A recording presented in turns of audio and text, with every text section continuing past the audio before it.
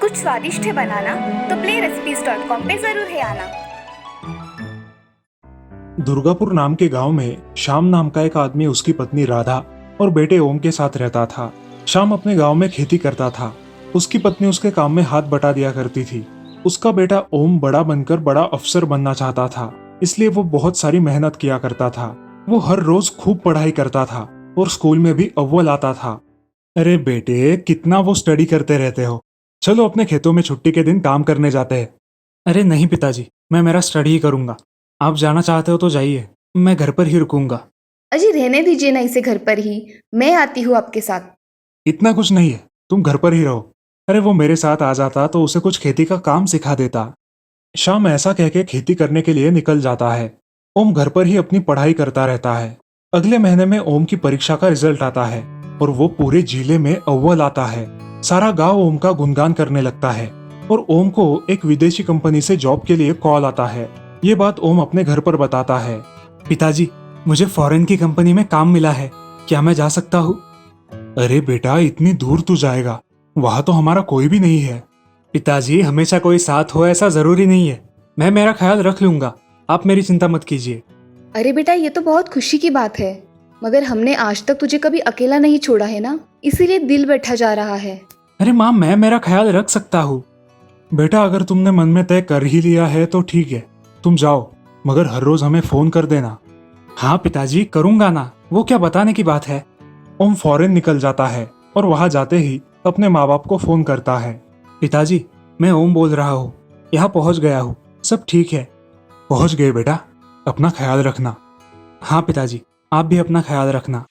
राधा और श्याम अपने खेत में काम करके अपना वक्त बिताते थे। ऐसे ही बहुत दिन बीत जाते हैं। उनके गांव में अब चोरियों के किस्से हर रोज सुनाई देने लगे थे। हर रोज किसी न किसी के घर में चोरी हुआ करती थी। श्याम और राधा भी बहुत डर गए थे। गांव के लोगों को पता नहीं चल रहा था कि चोरियां कौन कर रहा है। मगर एक दिन गांव की बूढ़ी औरत ने कुछ डाकुओं को गांव में आकर चोरी करते हुए देख लिया। अब सारे गांव वाले बहुत डर गए थे। रात के समय कोई भी बाहर नहीं निकलता था। ऐसे ही एक दिन सरपंच और गांव के लोग एक जगह जमा होकर बात कर रहे थे। अरे भाइयों, हमारे गांव में हर रोज चोरियां हो रही है, इसका क्या करे? पुलिस को जाकर कंप्लेंट करे क्या? नहीं सरपंच जी, अगर हमने उनके खिलाफ कंप्लेंट कर दी तो वो गांव के लोगों के जान के साथ कुछ ना कर दे। इससे अच्छा हम हमारा सारा पैसा और जवाहरात बैंक में रखाते हैं। हाँ, ये सही है। अगले ही दिन ओम का फोन आता है। नमस्ते माँ, मैं अगले महीने घर आ रहा हूँ। सच में बेटा? जल्द आ जा, अब तुम्हारी बहुत याद आ रही है। ओम अगले महीने ही घर आता है और अपने साथ अपनी गर्लफ्रेंड साशा को लेकर आता है। सारे गांव वाले ओम की तरफ देखते ही रहते हैं। उधर राधा पूजा की थाली लेकर अपने बेटे का स्वागत करने के लिए खड़ी होती है। वो अपने बेटे के साथ किसी और लड़की को देखकर श्याम से कहती है, अजी सुनते हो, ये हमारे ओम के साथ जो लड़की है वो कौन है? मुझे क्या पता वो कौन है, देखते हैं। ओम घर पर आता है और उसकी माँ उसकी आरती उतारती है। अरे बेटा, ये तुम्हारे साथ आई हुई लड़की कौन है? माँ, ये मेरी गर्लफ्रेंड साशा है। ये मेरे साथ मेरी कंपनी में काम करती है। हम एक दूसरे को बेहद पसंद करते हैं। अरे मगर। अरे माँ, तुम समझा करो, हमें जीवन साथ में बिताना है, तुम्हें क्या प्रॉब्लम है? अजी सुनते हो, ये ओम क्या कह रहा है? बाद में बात करते हैं। राधा ओम की आरती उतारती है और वो सब घर में आते हैं। अब राधा उन दोनों से कुछ भी बात नहीं करती और जाकर घर के एक कोने में बैठ जाती है। श्याम राधा के पास जाकर बोलता है, अरे राधा, आज का जमाना ही ऐसा है कि उनको माँ बाप की चॉइस पसंद नहीं आती। पूरा जीवन उनको साथ बिताना है। उन्होंने फैसला किया है तो ठीक है, तुम दिल पे मत लो। अरे मेरे घर में ये फिरंग बहू और इसे कुछ भी नहीं आता, अब मैं क्या करूँ? ठीक है, तुम ज्यादा मत सोचो, देखा जाएगा क्या करना है। राधा और श्याम अपने कमरे में आराम करने जाते हैं और इधर ओम और साशा भी रूम में आराम करते हैं। राधा सुबह उठकर अपने सारे काम कर लेती है।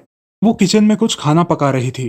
तभी साशा नहाकर उसके पास आती है और उसे कहती है, मम्मी, क्या मैं आपकी कुछ मदद कर दूं? नहीं बहू, तुम तुम्हारा काम करो, मैं कर लूंगी।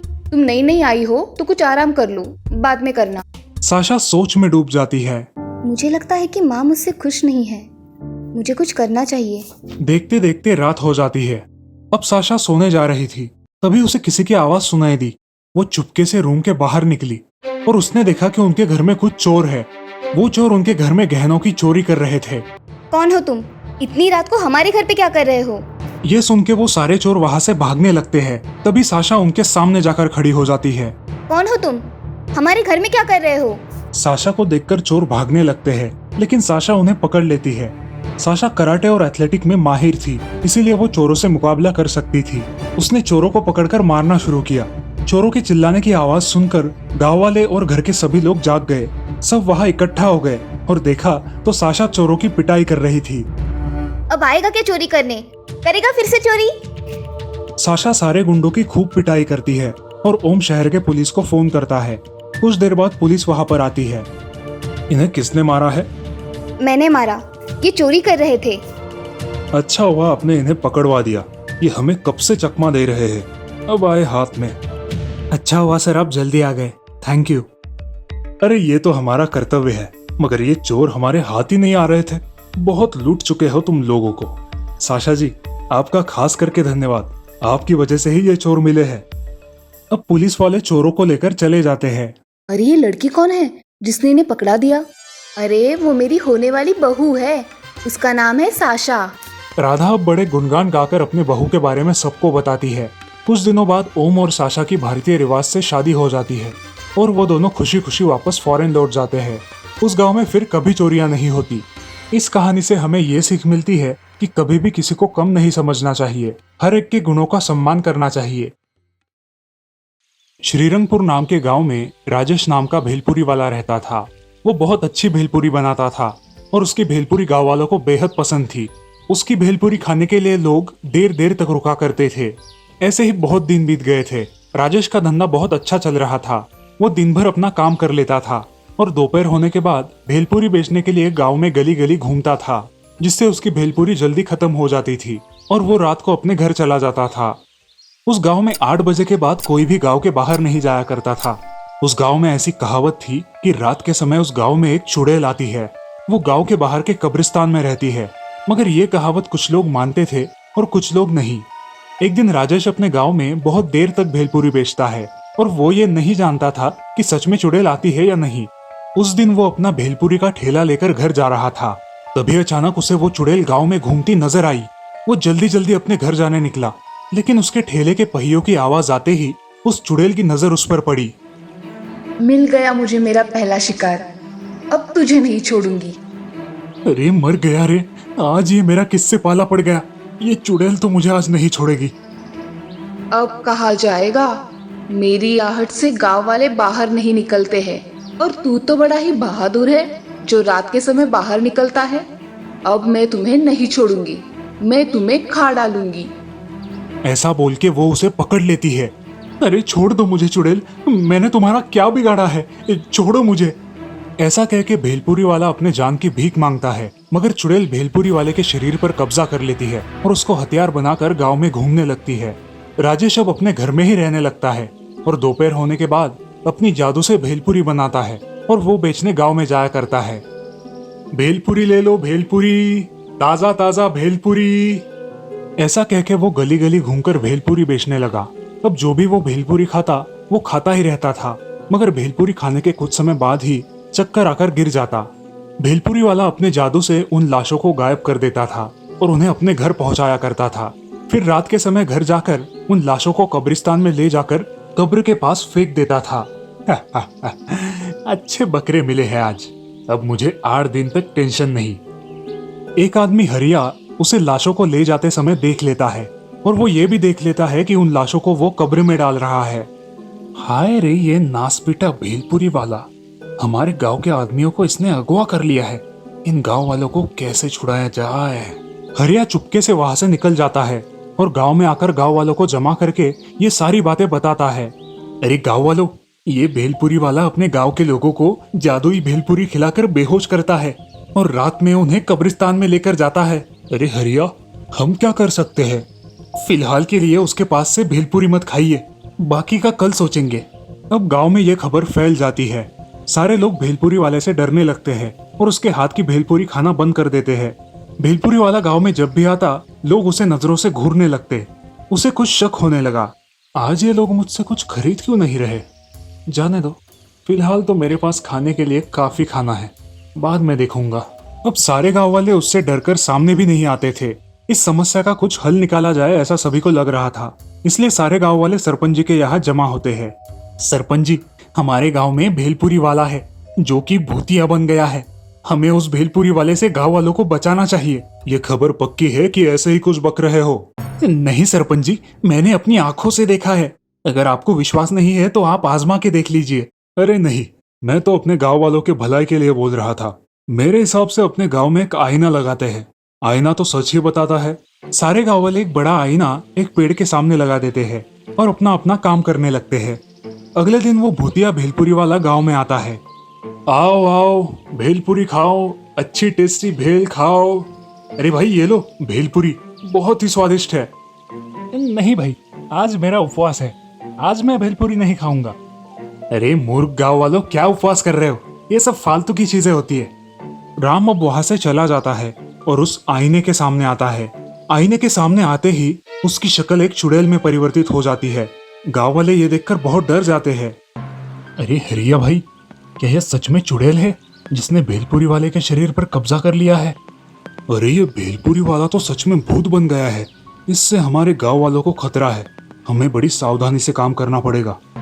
अब हम क्या करें जिससे सारे गांव वाले सही सलामत वापस आ सके? सरपंच जी, आप उस भेलपुरी वाले के बारे में गांव के पंडित जी को बताइए। क्या पता उनके पास कोई इलाज हो। हाँ हरिया, तुम सही कह रहे हो। आज ही मैं पंडित जी से बात करता हूँ, देखता हूँ क्या बोलते हैं। तुम तुम्हारे घर में सुरक्षित रहो, मैं उनसे बात करता हूँ। अब सारे गांव वाले अपने घर में ही रहते हैं। इधर सरपंच जी गांव के पंडित जी को बुलाते हैं। पंडित जी उनके घर आते हैं। आइए पंडित जी, जरा आपसे महत्वपूर्ण विषय पे चर्चा करनी है। बोलिए सरपंच जी, क्या समस्या है? किस विषय में आपको चर्चा करनी है? पंडित जी, गांव में एक चुड़ैल आई है जिसने एक भेलपुरी वाले के शरीर पर कब्जा कर लिया है और उसने गांव के लोगों को अगवा किया है। अब उन्हें कैसे छुड़ाया जाए, इसका कुछ उपाय बताइए। ठीक है, ऐसा बोल के पंडित जी आंखें बंद कर लेते हैं और ध्यान लगाते हैं। कुछ देर बाद आंखें खोल के वो बोलते हैं, आपके गांव में एक चुड़ैल ने भेलपुरी वाले के शरीर पर कब्जा कर लिया है और अब वो गांव के लोगों को अगवा करके कब्रिस्तान में ले जा रही है और वहां अपनी कब्र में डाल रही है। पंडित जी, अब आप ही बताइए कि हम क्या करें जिससे सारे गांव वाले इस चुड़ैल की बला से बच सके। सरपंच जी, आप सब लोगों को एक जगह जमा होकर उसे अपनी बातों में उलझा रखना है। तभी मैं वहां आकर मंत्र जाप करूंगा और उस पर जल छिड़कूंगा, जिससे वो चुड़ैल हमेशा हमेशा के लिए यहाँ से चली जाएगी। ठीक है पंडित जी, आप कल आइए। मैं सब गांव वालों को लेकर नीम के पेड़ के पास मिलता हूँ। ठीक है सरपंच जी, अब मैं चलता हूँ। पंडित जी वहां से चले जाते हैं। सरपंच जी सारे गांव वालों को अगले दिन गांव के बीचों बीच नीम के पेड़ के पास जमा होने बोलते हैं। सारे गांव वाले अगले दिन गांव के बीचों बीच जमा हो जाते हैं। आ गए सारे गांव वाले। अब वो भेलपुरी वाला उसके घर से निकलकर यहाँ आएगा और हम सबको एक साथ देखकर हमें मारने के लिए आएगा। सब लोग तैयार हो जाओ। आ गए सब गांव वाले, कोई रह नहीं गया है ना? अब कुछ देर में भेलपुरी वाला अपने टाइम में गांव में भेलपुरी बेचने आता है, लेकिन गांव के गलियों में कोई ना देखकर वो सोचता है, अरे आज इन गांव के लोगों को क्या हुआ है? सारे के सारे कहाँ चले गए? भेलपुरी वाला बहुत देर तक घूमता है मगर उसे कोई दिखाई नहीं देता। उसे शक हो जाता है। तभी उसे सारे लोग एक जगह पर जमा दिखाई देते हैं। अरे वाह, आज सबको मरना है। सब एक जगह पे जमा हुए हैं। मुझे तो आज बहुत सारे शिकार मिलेंगे। ऐसा कह के भेलपुरी वाला अपने भेलपुरी की गाड़ी लेकर आगे चला जाता है। अरे भेलपुरी ले लो गांव वालों, बहुत ही स्वादिष्ट भेलपुरी है। सारे गांव वाले उसकी तरफ देखते हैं और उसे देखकर अनदेखा करते हैं और अपनी अपनी बातों में उलझे रहते हैं। अरे भेलपुरी ले लो गांव वालों, बहुत ही स्वादिष्ट भेलपुरी है। अरे हमें तुम्हारी भेलपुरी नहीं चाहिए। हरिया उसे अपनी बातों में उलझा के रखता है। तभी वो भेलपुरी वाला उस आईने के सामने जाता है। पंडित जी तुरंत उसी समय उसके शरीर पर मंत्र जाप करके जल छिड़कते हैं और वो चुड़ैल जोर जोर से चिल्लाने लगती है, मेरे साथ धोखा, छोड़ूंगी नहीं मैं तुम सबको। ऐसा कहके उस चुड़ैल का बदन आग से जलने लगता है और वो मुक्त हो जाती है। भेलपुरी वाला जमीन पर गिर जाता है और गांव के लोग उस कब्र से मुक्त होकर गांव में वापस आते हैं। ये सब देख के गांव वाले बहुत खुश होते हैं। धन्यवाद पंडित जी, आपकी मदद से सारे गांव वालों की जान बच गई है। अरे वो चुड़ैल अब मुक्त हो गई है, अब वो यहाँ वापस कभी नहीं आएगी। आप निश्चिंत होकर गांव में रह सकते हैं। धन्यवाद पंडित जी, आपकी बड़ी मदद मिली, आपका शुक्रिया। एक बुरहानपुर नाम के गांव में राजू नाम का आदमी रहता था।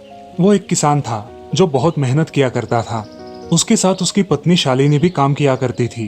दोनों की कड़ी मेहनत रंग ला रही थी।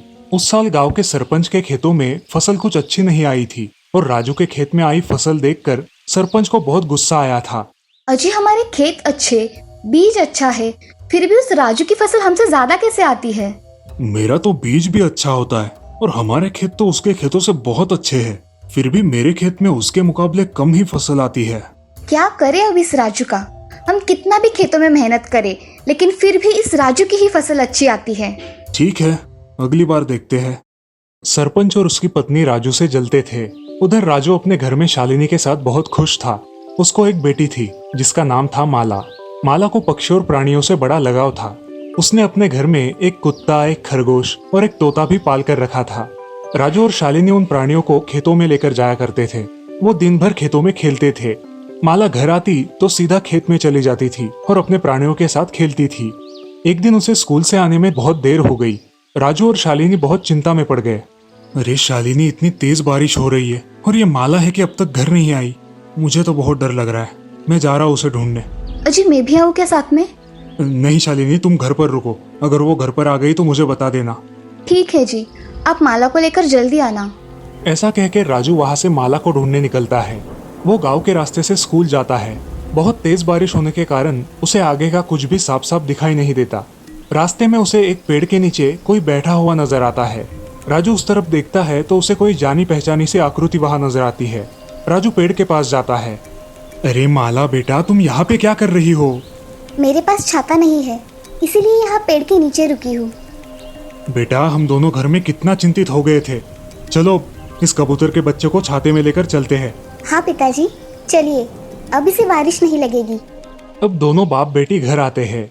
कहाँ चली गई थी तू माला? यहाँ मेरी जान जाने को थी, ऐसे बाहर मत रुका कर। अरे जरा शांत भी रहो। इसकी वजह से माला को घर आने में देर हो गई है। शालिनी उस कबूतर के बच्चे को देखकर चुप हो जाती है। तभी उसकी नजर उसके जख्म पर पड़ती है। क्या हुआ है इसे? ये कहाँ मिला आप दोनों को? बिना देखे ही बच्ची को बोलना शुरू कर देती हो। इसकी वजह से ही माला को देर हो गई। पेड़ के नीचे उसे पकड़ के बैठी थी। माफ कर दो बेटा, मुझे पता नहीं था, लेकिन तुमने बताया क्यों नहीं?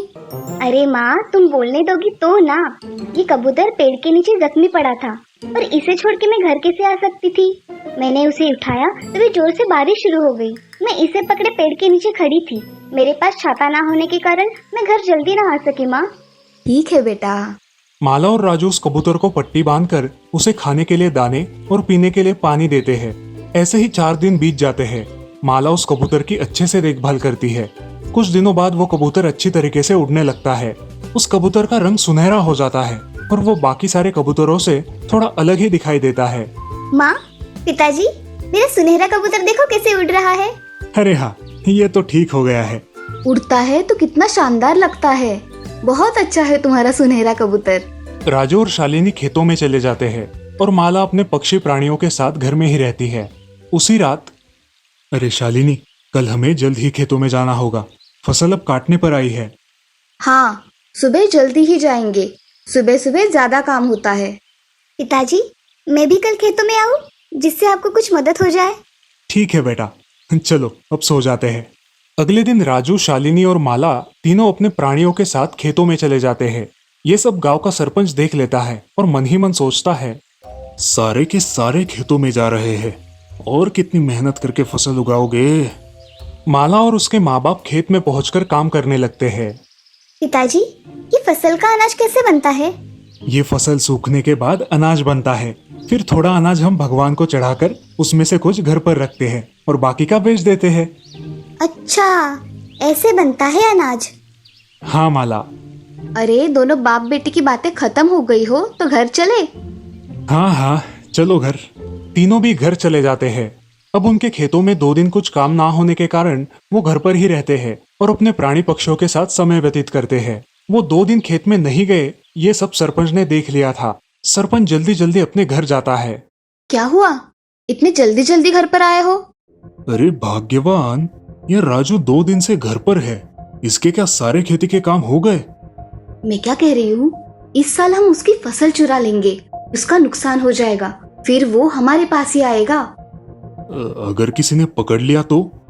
अरे काम किसी और से करवा लो और तुम चुपचाप घर पे ही बैठे रहो, जिससे तुम पर किसी का शक भी नहीं होगा।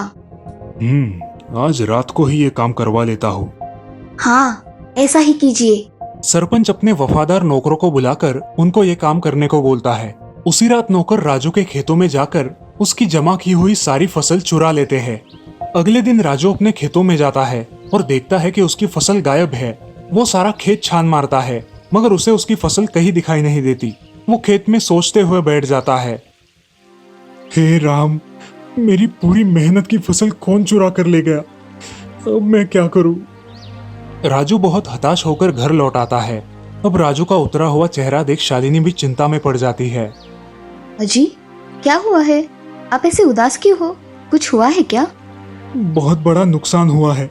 हमारे खेत में जो भी फसल थी, सारी की सारी किसी ने चुरा ली है। क्या बोल रहे हो? ऐसा कैसे हो सकता है? हमारी खेत की फसल कोई क्यों चुरा के लेके जाएगा? क्या पता, मगर फसल तो चोरी हुई है। अब हम क्या करेंगे? इस साल कैसे गुजारा करेंगे? चिंता मत कीजिए पिताजी, कोई ना कोई हल तो निकल ही आएगा। माला के ऐसे बोलते ही वो सुनहरा कबूतर बोलने लगता है। माला, मैं एक जादुई सुनहरा कबूतर हूँ। क्या तुम बोल सकते हो? हाँ, मैं बोल सकता हूँ। मैं मेरी माँ से बिछड़कर रास्ता खो गया था और जख्मी हो गया था। उस जख्मी अवस्था में तुमने मेरी सहायता की, उसके लिए धन्यवाद। तुम सबका प्रेम और स्नेह देखकर मुझे बहुत अच्छा लगा। मैं तुम्हारी कुछ मदद करना चाहता हूँ।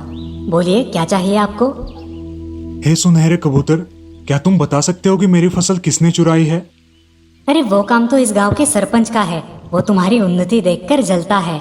2 दिन जब तुम काम पर नहीं गए थे, तब उसने मौका देखकर तुम्हारी फसल को चुरा लिया। क्या ये सच है? सच में। अब देखो मेरा कमाल। कबूतर मंत्र पढ़कर सारी फसल राजू के घर के सामने डाल देता है और उसे वो फसल का अनाज बनाकर अपने घर में भरने को बोलता है। अब राजू बहुत खुश हो जाता है। तुम्हारा बहुत बहुत धन्यवाद, तुमने हमारे लिए इतना किया। बोलो, तुम्हें क्या चाहिए? जो भी मांगोगे वो मिल जाएगा। मुझे कुछ नहीं चाहिए। हे जादुई कबूतर, बस तुम मेरी बेटी के लिए हमारे घर पर ही रहो। ठीक है। माला, तुम्हें कुछ मांगना है? हे जादुई कबूतर, मुझे सिर्फ तुम चाहिए और कुछ भी नहीं चाहिए। बहुत साल बीत जाते हैं। अब माला बड़ी हो जाती है। ऐसे ही एक दिन माला को उस सुनहरे कबूतर की तरह और एक सुनहरा कबूतर दिखाई देता है। उसे लगता है कि वो उन्हीं का सुनहरा कबूतर है। वो उसे आवाज देती है, सुनहरे कबूतर, सुनहरे कबूतर, नीचे आ जाओ। तभी घर से सुनहरा कबूतर बाहर आकर उसे आवाज देता है, अरे सुनहरे कबूतर, तुम यहाँ हो? तो वहाँ पेड़ पर कौन है? माँ, कहाँ गई थी तुम? तुम्हारी बहुत याद आती थी मुझे। अरे, इन इंसानों ने मुझे कैद करके रखा था। अब मैं वहाँ से निकलकर भाग आई हूँ। ये इंसान बड़े दुष्ट होते हैं। नहीं माँ, सभी वैसे नहीं होते। ये माला है जिसके यहाँ मैं रहता हूँ। इसने और इसके परिवार ने मुझे बहुत प्रेम दिया। इन्होंने मेरी देखभाल की है माँ। धन्यवाद आप सबका। अरे, ये तो मेरा सुनहरा कबूतर है। इसके लिए किया मैंने सब। माला, अब मैं मेरी माँ के साथ जाना चाहता हूँ। क्या मैं जा सकता हूँ माला? तुम जाओ तुम्हारी माँ के साथ, मगर तुम्हें मुझे मिलने महीने में एक बार आना ही पड़ेगा। मंजूर, जरूर आऊंगा माला, तुम्हारे लिए। अब कबूतर उसके पास जाकर उसे एक जादुई घड़ा देता है जो उसने उसकी शक्तियों से बनाया था। माला, ये जादुई घड़ा है। तुम जितना भी चाहो उतना इसमें से सोने के सिक्के निकाल सकते हो और ये फिर से भर जाएगा। तुम इसे जरूरत के समय इस्तेमाल कर सकती हो। धन्यवाद सुनहरे कबूतर, मगर तुम मुझे मिलने जरूर आना। कबूतर अपनी माँ के साथ अपने घर चला जाता है और माला भी अपने घर में खुशी से रहती है। वो सुनहरा कबूतर महीने में एक बार उसे मिलने के लिए भी आता था। माला उन सोने के सिक्कों से गरीबों की मदद भी कर दिया करती थी और इस प्रकार माला और उसका परिवार खुशी खुशी रहने लगा था। इस कहानी से हमें ये सीख मिलती है कि अच्छे कर्मों का फल देर से सही लेकिन अच्छा ही मिलता है।